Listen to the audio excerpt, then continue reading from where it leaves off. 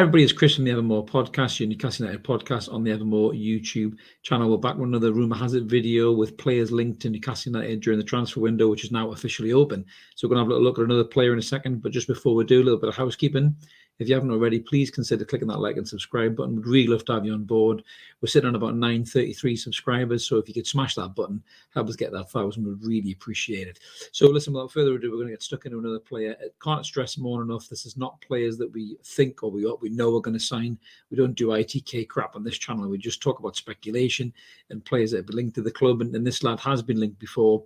And with the ongoing saga of the centre-back situation, it's only fair that we give him a little bit of coverage time. So the player that I'm talking about, I'm going to pull him up now, is Ndicka, who plays for Frankfurt in the Bundesliga.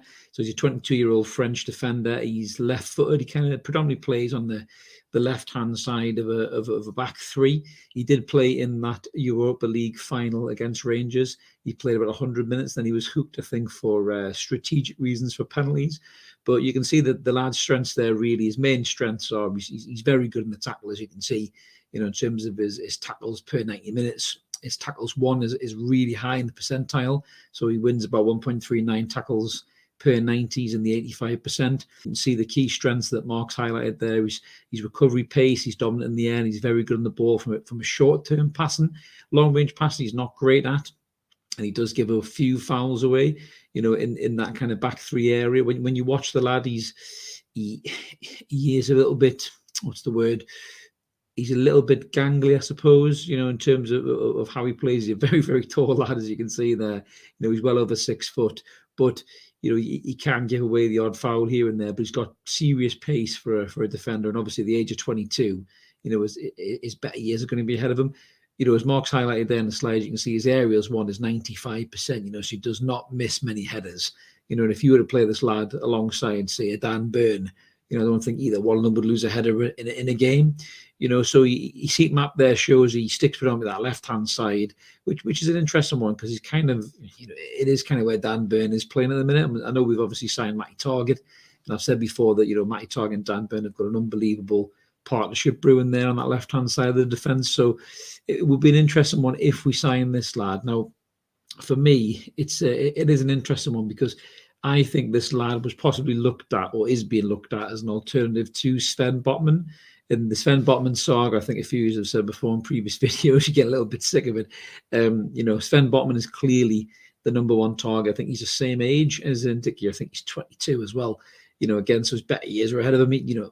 Unlike Ndicka, Sven Botman, I think, has had a full international call-up.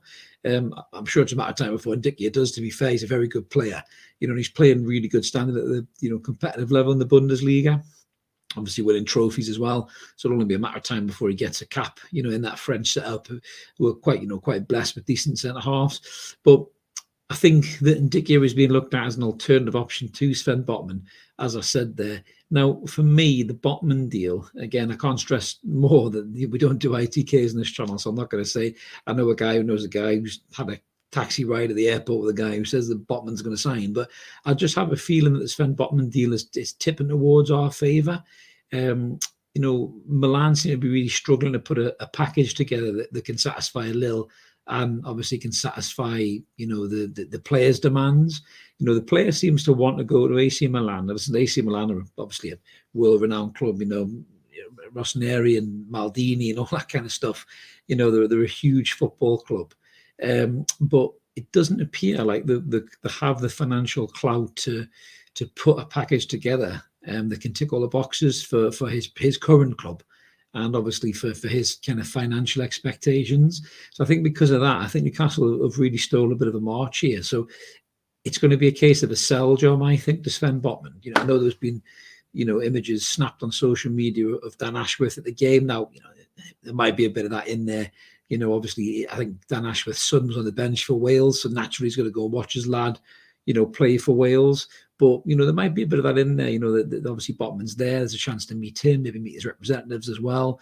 Because I think he wanted to tie his future up after that game, before he goes away on his holiday. So I think there will be some movement on the Botman deal very, very soon, much like the Ekitike deal. And if we can pull them two off, we've signed two of the most exciting young players in European football. And that just shows you the strength of this project and the appeal of this project.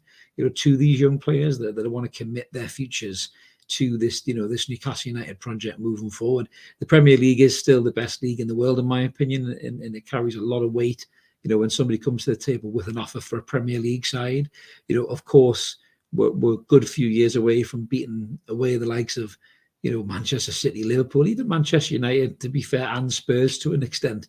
Over the last few years, they've definitely grown as clubs and become more appealing than Newcastle United. But with this project, with these owners, with this manager, with players like Bruno Guimaraes signing, possibly Ekitike and Botman, that's going to convince a lot of players to maybe consider coming on board with this project at the right time and help us kick on for years to come. So it's a really exciting time, this transfer window. We're never going to apologize for doing these videos. It's great to be linked to so many players after 14 years of being linked to nobody. We would love the fact that we can do these videos and talk about these players. So whether it be Ndicka or whether it be Botman, either one of them will strengthen our defense exponentially, no doubt about that. It's pretty clear that I think Kieran Clark's going to be on his bike, not good enough at this level. Jamal Lascelles, there's a lot of links to Nottingham Forest, and I can see that. I think he'd be a good move for him and a good move for Forest. So I definitely think we're in the market for a new centre-back. Botman is definitely the number one choice, but I think Ndicka is running them as a close second. So we'll be watching these players with great interest, but I just feel the Botman deal is starting to turn, and hopefully, the next week or so, we can come up with a confirmed deal and be really excited that we've signed this lad that our own league calls our own Vincent Company, for Newcastle United. That'd be really exciting times. But until then, guys, that's Chris signing off for another Rumour Has It video with Evermore. As I mentioned at the start, if you haven't already, please consider clicking that like and subscribe button. Would love to have you on board. And if we can get that 1,000 mark, sooner than later. Like I say, we're only about 67 or something short. It's too late for maths for me. My brain's a bit fried. I've had a bit of a rough week. But yeah, if you can help us get that 1,000, we'd really appreciate it. I'll be back with the lads on Wednesday for Evermore. We're going to have another top tune, 10 best players. It's midfielders this time, so make sure you tune in for that as well, live at 6:30 this Wednesday. And until then, we'll catch you later. We'll be back with another transfer rumour video, I'm sure. Cheers, guys.